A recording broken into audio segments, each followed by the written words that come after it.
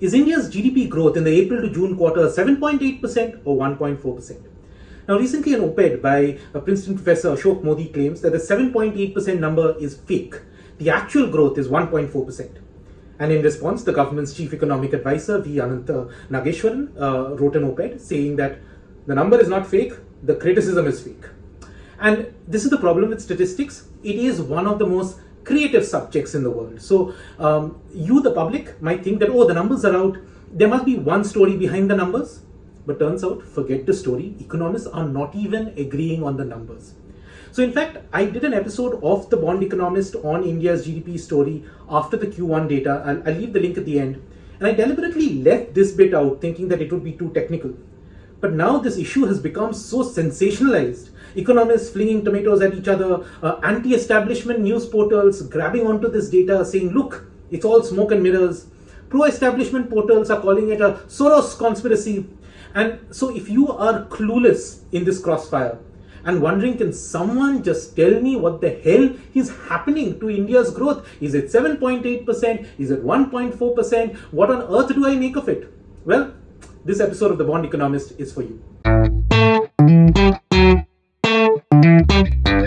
So look, like a root canal procedure, some bits of this are going to hurt just because of the technicalities involved. So I'll try to make this as painless as possible, just the way dentists tell us before they actually inflict the pain.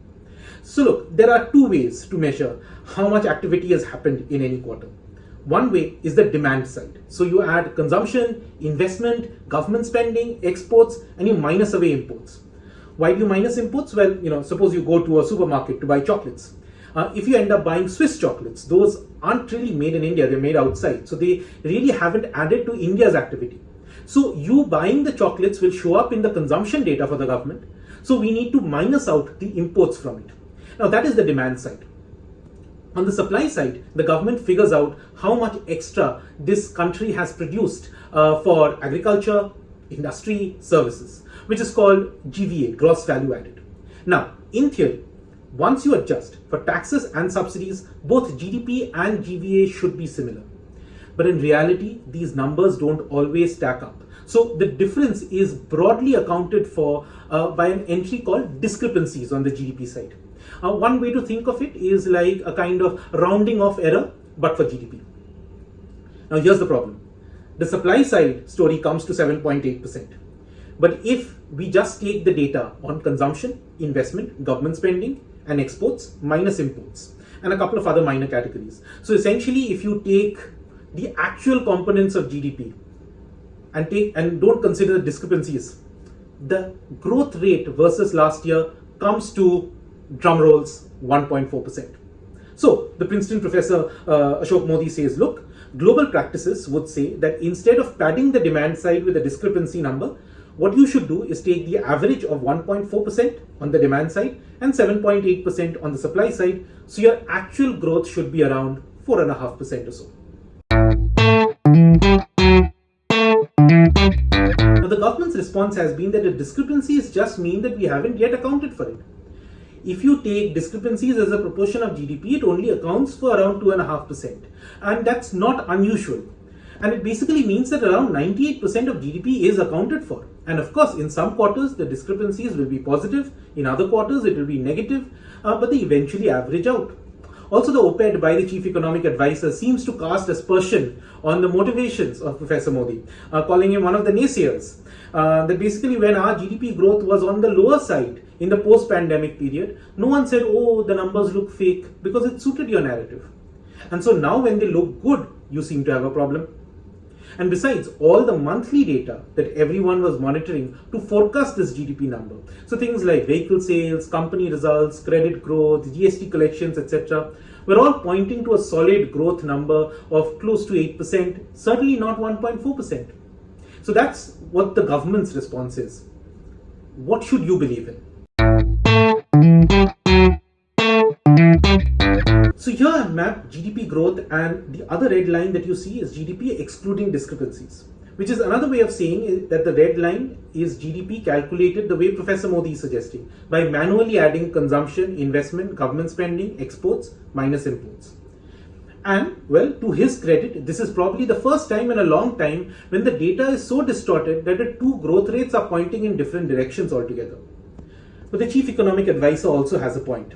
If you are so convinced that the red line is the true GDP growth number, then back in 2021 and into 2022, your same method would have suggested a higher GDP growth than what official numbers were saying. You can clearly see that the red line was above the official dotted black one. At that time, you weren't getting outraged saying that, oh look, GDP growth should actually be higher. So the question really is, should you be losing sleep over GDP? Well, not really. Two reasons. One, we all know that 7.8% number as it is on the higher side. And that's really not the government's fault. The first COVID wave happened in April to June quarter back in 2020. The second wave also happened in the April to June quarter in 2021. And in both these periods, GDP obviously suffered. So the numbers in April to June in the next couple of years naturally are getting inflated up. It's a little bit like having a pay cut in 1 year, then even a small hike in the next year will come across a bit larger because it's on a lower base. So even if you look at the RBI's growth projections before this data came out, they had around 8% forecasted for the April to June quarter. Then for the remaining quarters in FY24, they've been forecasting GDP in the range of 5.5% to 6.5%. So yeah, India isn't actually growing at close to 8% just because of this one reading. Even the government's own forecast for the whole year is around 6.5% on average.